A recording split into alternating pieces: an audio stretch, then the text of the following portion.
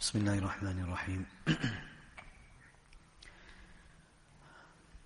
Before we send salawāt upon our beloved Rasulullah sallallahu alayhi wa sallam, there are many benefits of sending salawāt and durood upon Rasulullah sallallahu alayhi wa sallam. And this practice of sending durood upon Rasulullah sallallahu alayhi wa sallam is testimony that we have love for Rasulullah sallallahu alayhi wa sallam. Nabi alayhi salatu wasalam is independent of our durood. He doesn't need our durood. If we send durood, the benefit, the virtue, the barakah that's attached to the durood will benefit us first. One hadith of durood, our beloved Nabi sallallahu alayhi wa sallam said that the people closest to me on the day of Qiyamah will be those who have sent the most durood upon me. So we should not only send durood on the day of Jumu'ah. Actually, on the day of Jumu'ah, we should increase our durood. But we should be sending durood daily upon Rasulullah sallallahu alayhi wa sallam. Allah Ta'ala grant us tawfiq, inshallah.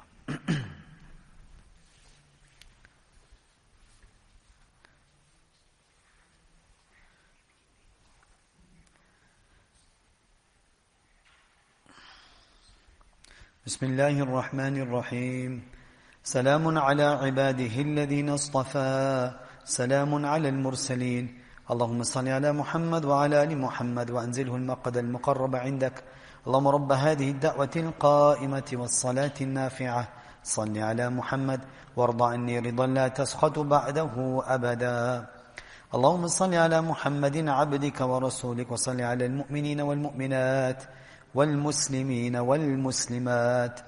اللهم صل على محمد وعلى آل محمد وبارك على محمد وعلى آل محمد وارحم محمد وآل محمد كما صليت وباركت ورحمت على إبراهيم وعلى آل إبراهيم إنك حميد مجيد.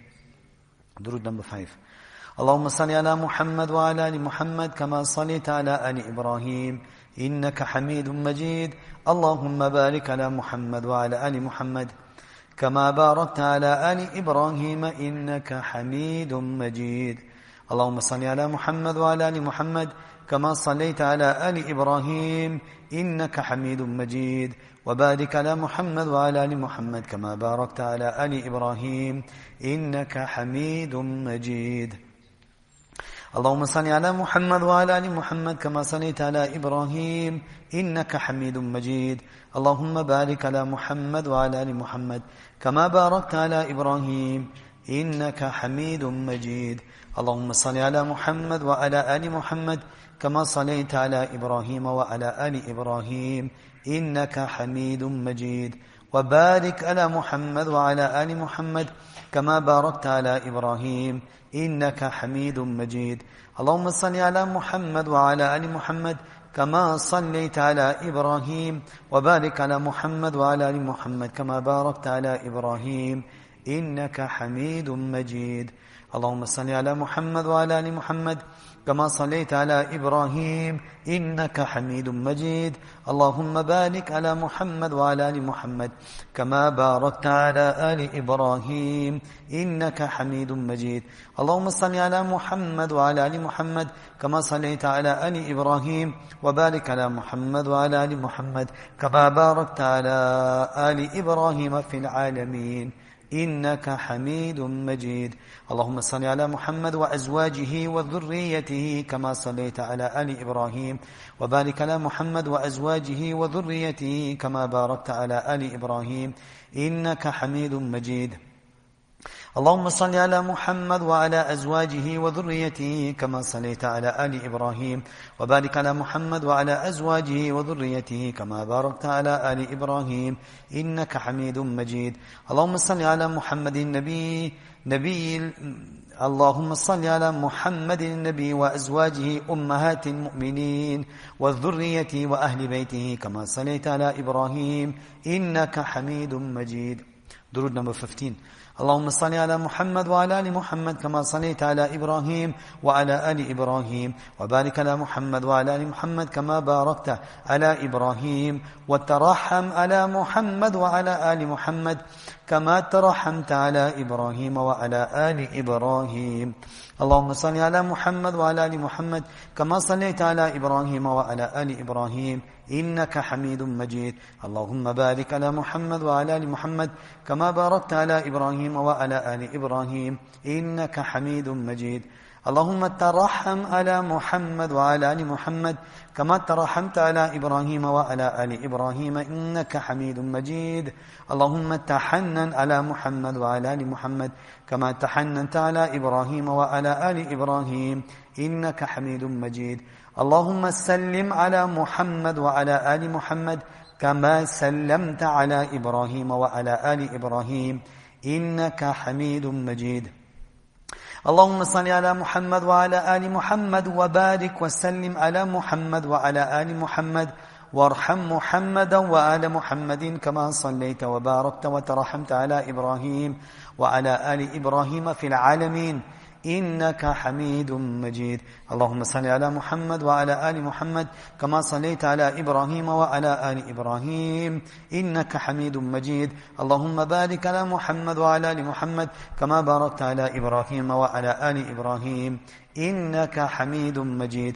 اللهم صل على محمد عبدك ورسولك كما صليت على آل إبراهيم وبارك على محمد وعلى آل محمد كما باركت على آل إبراهيم إنك حميد مجيد.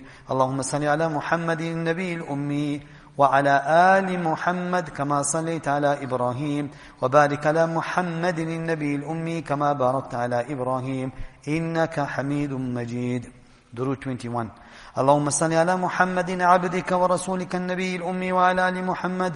اللهم صل على محمد وعلى آل محمد صلاة تكون لك رضا وله جزاء ولحقه أداء وأعطه الوسيلة والفضيلة والمقام المحمود الذي وعدته واجزه عنا ما هو أهله واجزه أفضل ما جازيت نبيا عن قومه ورسولا عن أمته. وصل على جميع إخوانه من النبيين والصالحين يا أرحم الراحمين. اللهم صل على محمد النبي الأمي وعلى آل محمد كما صليت على إبراهيم وعلى آل إبراهيم وبارك على محمد النبي الأمي وعلى آل محمد كما باركت على إبراهيم وعلى آل إبراهيم إنك حميد مجيد. اللهم صل على محمد وعلى أهل بيته كما صليت على إبراهيم إنك حميد مجيد. اللهم صل علينا معهم. اللهم بارك على محمد وعلى أهل بيته كما باركت على إبراهيم إنك حميد مجيد. اللهم بارك علينا معهم. صلوات الله وصلوات المؤمنين على محمد النبي الأمي. اللهم اجعل صلواتك ورحمتك وبركاتك على محمد وعلى آل محمد كما جعلت على آل إبراهيم إنك حميد مجيد. وبارك على محمد وعلى آل محمد كما باركت على إبراهيم وعلى آل إبراهيم إنك حميد مجيد. اللهم صل على محمد النبي الأمي. التحيات لله والصلوات والطيبات. السلام عليك أيها النبي ورحمة الله وبركاته.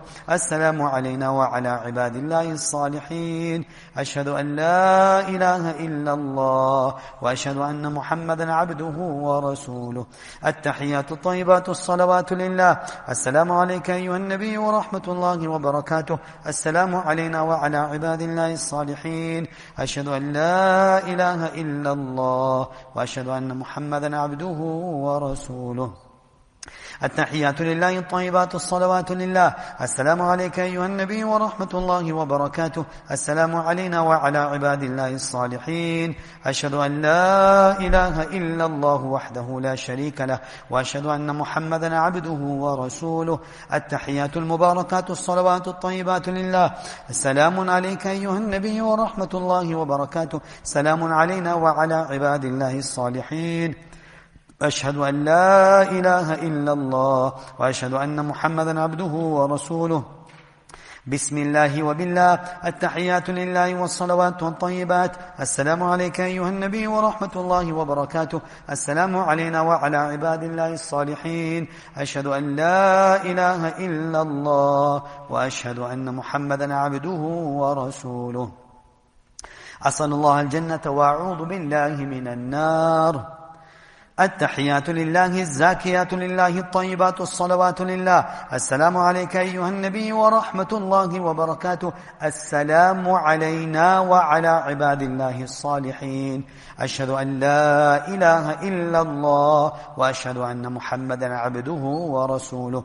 بسم الله وبالله خير الأسماء. التحيات الطيبات الصلوات لله. أشهد أن لا إله إلا الله وحده لا شريك له وأشهد أن محمدا عبده ورسوله.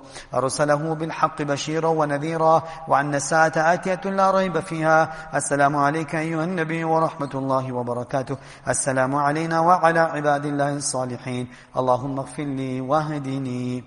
التحيات الطيبات والصلوات والملك لله. السلام عليك أيها النبي ورحمة الله وبركاته. بسم الله. التحيات لله الصلوات لله الزاكيات لله. السلام على النبي ورحمة الله وبركاته. السلام علينا وعلى عباد الله الصالحين.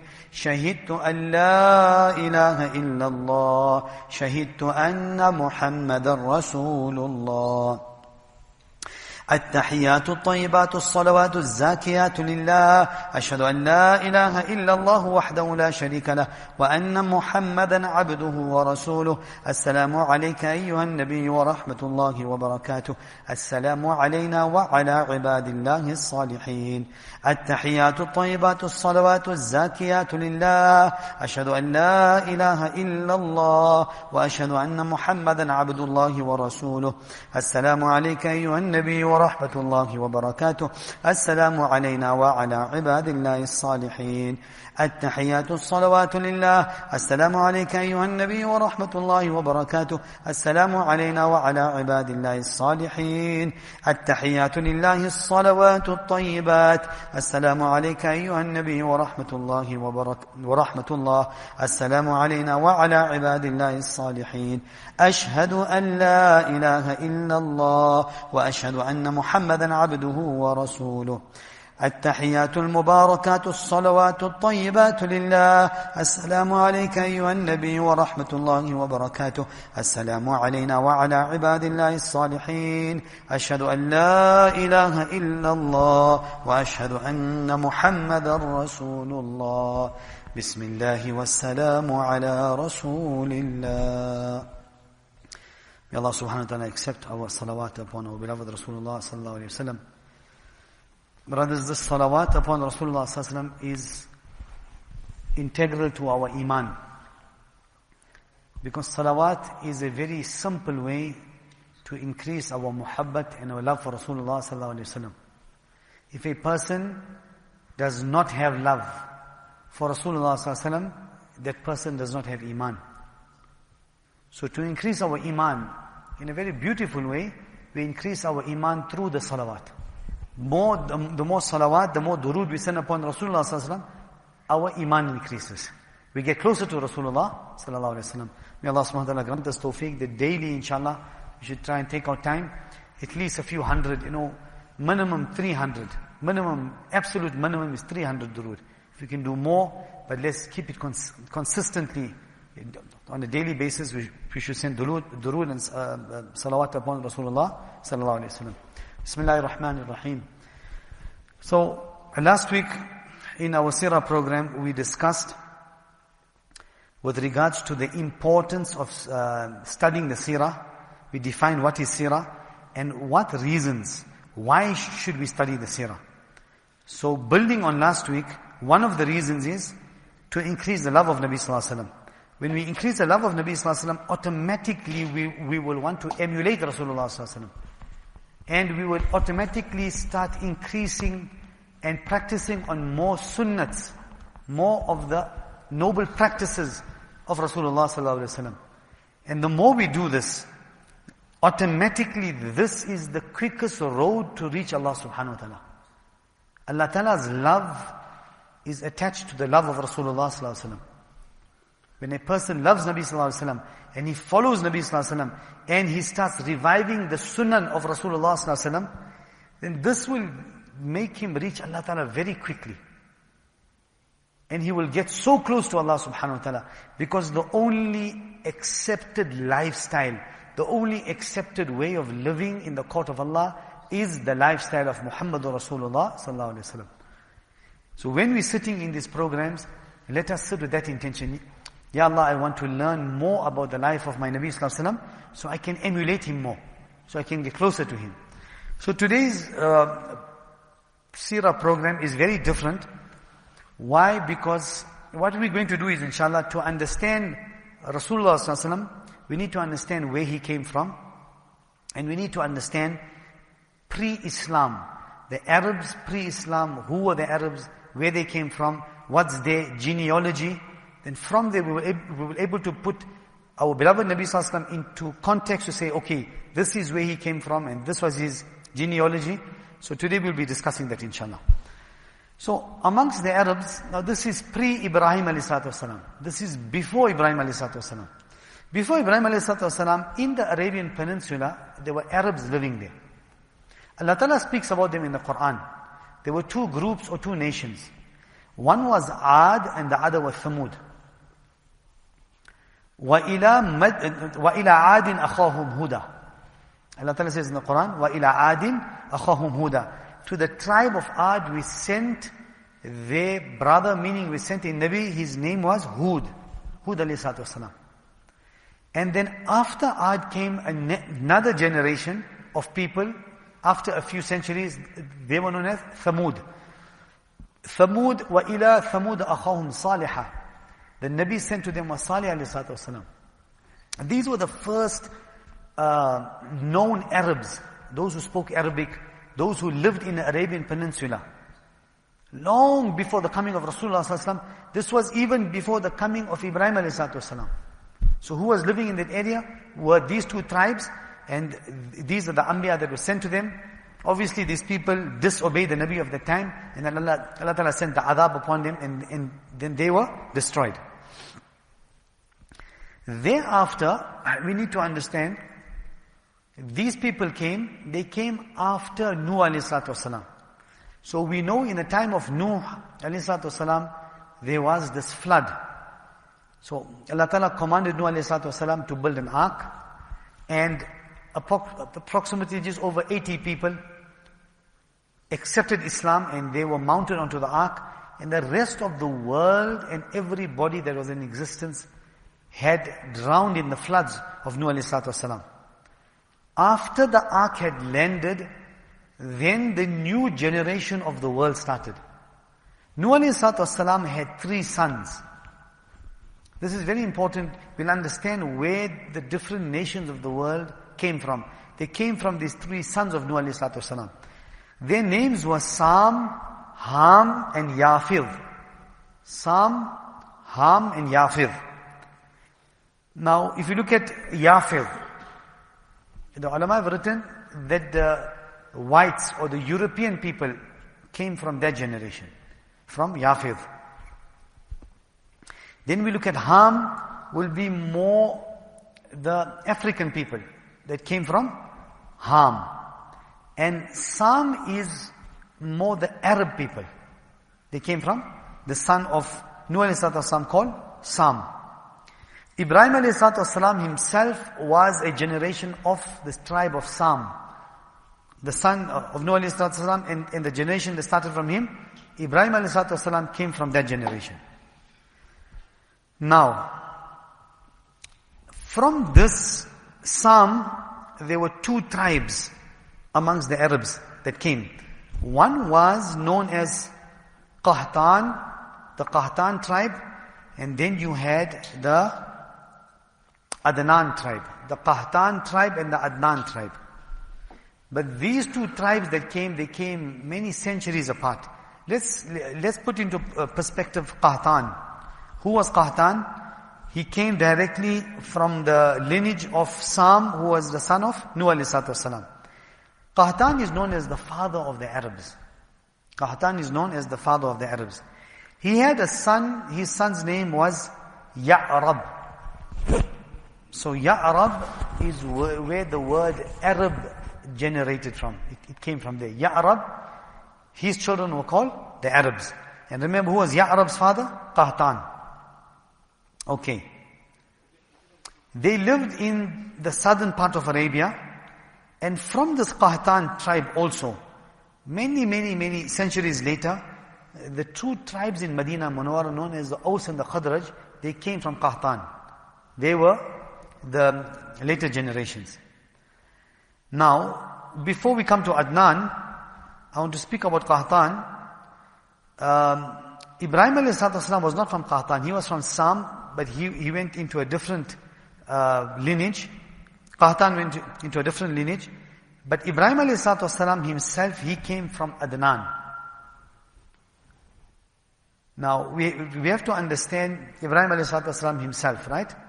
An amazing Nabi of Allah, Khalilullah, the Nabi who spoke to Allah subhanahu wa ta'ala. Allah ta'ala blessed him with two sons, as we know. Ismail ﷺ, who was the eldest, and 14 years younger than Ismail ﷺ, who was born after Ismail ﷺ, was Ishaq ﷺ. Now, very interesting this is. He made dua to Allah subhanahu wa ta'ala to create anbiya, create leaders from his generation. So Allah Ta'ala, from the side of Ishaq ﷺ, Allah Ta'ala created leaders and anbiya. Ishaq ﷺ was the son of Ibrahim ﷺ. The son of Ishaq ﷺ is Yaqub ﷺ. The son of Yaqub ﷺ is Yusuf ﷺ. Now Yaqub ﷺ is a very interesting individual, a Nabi of Allah. He had two names. One was Yaqub and the other was Israel. One was Yaqub, the other was Israel. And he had 12 sons, known as the Banu Israel. So that is where the Banu Israel came from, linked up to Ishaq, to Yaqub, Ishaq, and to Ibrahim ﷺ. That was from one son. Then, on the other side, the eldest son, Ismail ﷺ, there were no anbiya. Nothing was happening. Until it comes to this person called Adnan. Now if you look at Adnan, so Ibrahim ﷺ had this desire that, Ya Allah, from one son, there were great anbiya. All the anbiya of the Bani Israel, the ones that we know, mentioned in the Quran, and the ones that we don't know also. Literally, generation after generation, Allah Ta'ala sent prophets from, and anbiya from the Bani Israel, the sons of Yaqub and the sons of Ishaq ﷺ, from that generation. Ibrahim ﷺ had this desire. He built the Kaʿbah Sharif. He and his son Ismail ﷺ built the Kaʿbah Sharif in Makkah Mukarramah. And then he made dua. رَبَّنَا وَابْعَثْ فِيهِمْ رَسُولًا مِّنْهُمْ يَتْلُو عَلَيْهِمْ آيَاتِهِ وَيُزَكِّيهِمْ وَيُعَلِّمُهُمُ الْكِتَابَ وَالْحِكْمَةِ. This ayat is mentioned a few times, different places in the Quran. This is the dua of Ibrahim ﷺ. Rasulullah ﷺ used to say, Ana da'watu Abi Ibrahim. I am the acceptance of my dua, a dua of my father Ibrahim ﷺ. So Allah Ta'ala made it such that Adnan was there, and Ismail ﷺ came from that generation, and that came directly to Rasulullah ﷺ. So on one side you have the Bani Israel, which today are known as the Jews. They came from one son. And other side you had the lineage of Ismail ﷺ coming to Adnan, coming to Rasulullah ﷺ. We have the Arabs. If you look at their going right up to the top, their forefathers were brothers. So that means the Jews and the Arabs, that's what it means. The Jews and the Arabs are cousins. But they're fighting a lot. Anyway. So this is very interesting, subhanallah, how those generations came about. But if you look at from the time of Nabi Sallallahu Alaihi Wasallam, going straight up, it's 20 generations to Adnan. 20 generations. So Adnan is the common, in the lineage of Nabi Sallallahu Alaihi Wasallam, is the common person. So Ismail Sallallahu Alaihi Wasallam, from the Adnan came, and then from the 20 generations later, Rasulullah Sallallahu Alaihi Wasallam comes from there. Okay. Also what is amazing is, if you look at Adnan, all the tribes that were existent in the Arabian Peninsula at the time of Rasulullah sallallahu alaihi wasallam, whether it was the Quraysh, whether it was all the other different tribes, they all their generations link up to Adnan. All their generations link up to Adnan.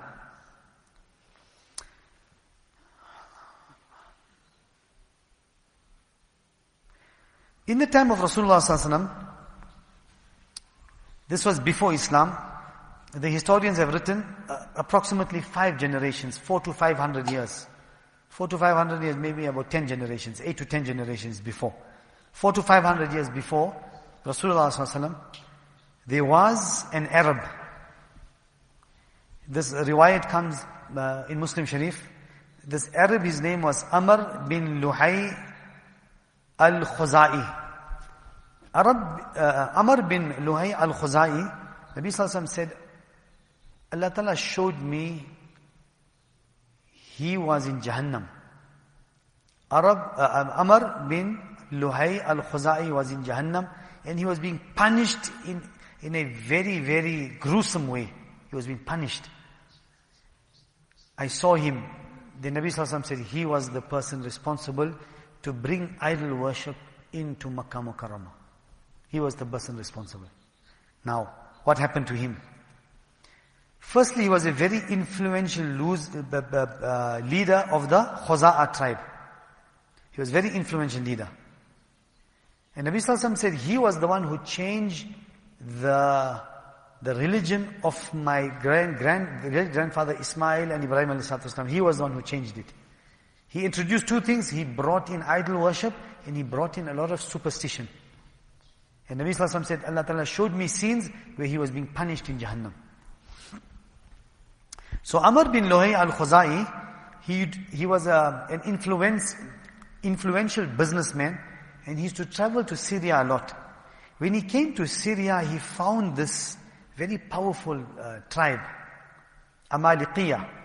The Amaliqiyah were a very powerful tribe, very influential in business, very respected amongst their people, and he saw them worshipping idols. So he asked them, what is this? So they say, see, we believe in Allah, however we call to Allah Ta'ala through these idols. These idols have a lot of power in them, and through them we communicate with Allah subhanahu wa ta'ala. He was very impressed. So he said, okay, I should try and bring this to my people. So they gave him a gift. And they gave him a gift of an idol called Hubal. And this very same Hubal that this person brought 4 to 500 years before. It was a very same Hubal that the Arabs were worshipping. The Arabs in the time of Rasulullah sallallahu alaihi wasallam, the Quraysh were worshipping. The very same Hubal. And something even more interesting.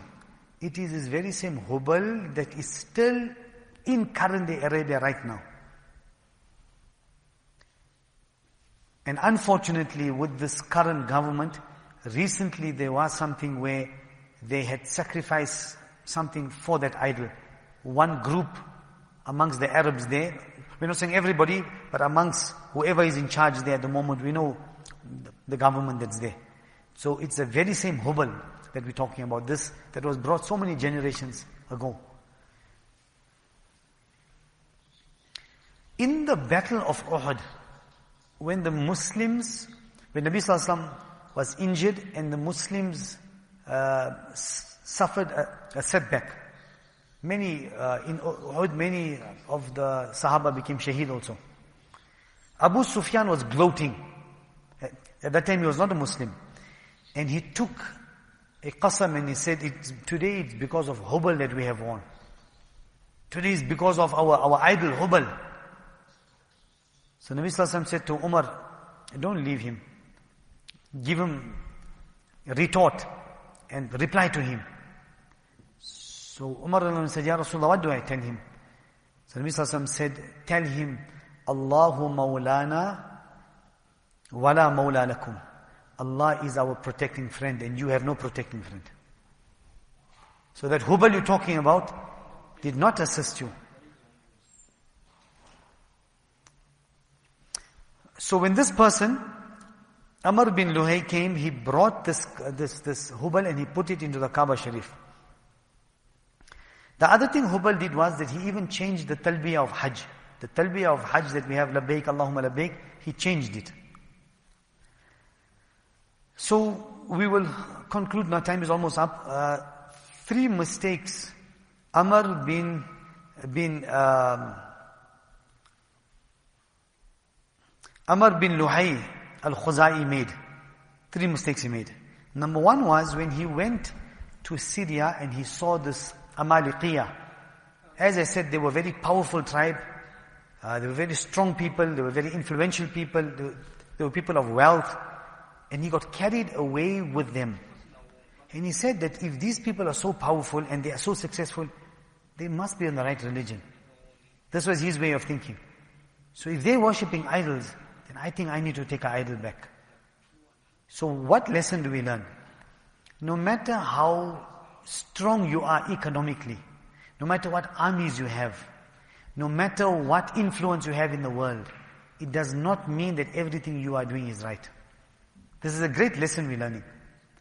This person got carried away because he saw these people and he just automatically felt that, you know what, because they're so successful, most probably they are doing the right thing and they have the right religion. So this was the first mistake he made.